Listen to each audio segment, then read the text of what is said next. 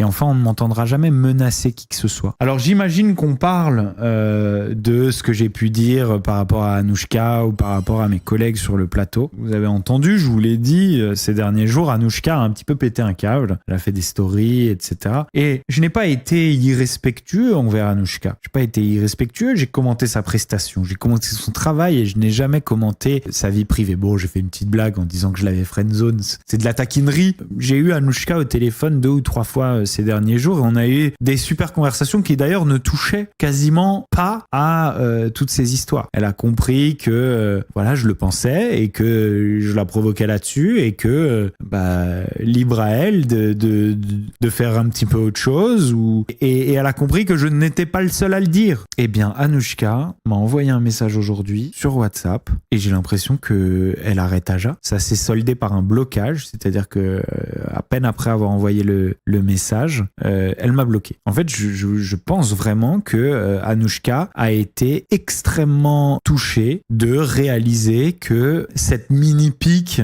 pas bien méchante était révélatrice de l'opinion de beaucoup de gens. Elle me dit à la fin à jamais quoi. Alors moi ça me fait de la peine parce que Anouchka c'est une fille que j'apprécie hein. Mais voilà, j'ai l'impression qu'Anouchka est fragile. Soit elle est fragile, soit elle joue la fragilité, mais en tout cas elle a l'air fragile. Il y a un autre drama qui passe un peu inaperçu ce soir et ce drama c'est celui de Melanite. L'ex de Melanite, à l'époque on s'était posé la question, on s'était dit mais pourquoi c'est fini? Eh bien ça y est, on a une réponse et vous allez voir ça va plus loin qu'une réponse, ça tire à balles réelles. Je souhaite dans un premier temps rétablir la vérité concernant la raison de notre séparation. Beaucoup de choses ont été dites sur internet, que ce ne serait pas une fille assez bien pour se marier avec moi parce qu'elle a fait de la télé-réalité ou encore que les Cohen ne se marient qu'entre Cohen. Tout cela est totalement faux. Un Cohen n'a que 2 interdictions en matière de mariage, ne pas épouser une femme divorcée et ne pas épouser une femme convertie. Mélanie est convertie. Cette information, elle me l'a cachée pendant 7 mois, alors qu'elle savait parfaitement que c'était une interdiction absolue pour moi. Elle a choisi de me mentir plutôt que de me dire la vérité. Pendant ces 7 mois, elle m'a laissé m'investir dans une relation qui, quoi qu'il arrive, n'avait aucun avenir. Donc c'est ça qui aurait été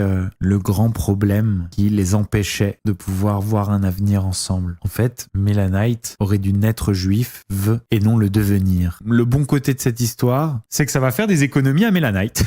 Chez les Cohen, on ne paye pas l'addition. On laisse les convertis payer l'addition. Voilà. À l'origine, j'avais décidé de garder la véritable raison de notre séparation pour moi, par respect. Mais au vu de ce que j'ai appris cette semaine, je n'ai aujourd'hui plus aucune envie et raison de me taire. Voilà pour la première révélation. Mais la deuxième est encore plus grave. Donc qu'est-ce qui se passe là? Vous vous rappelez de cette histoire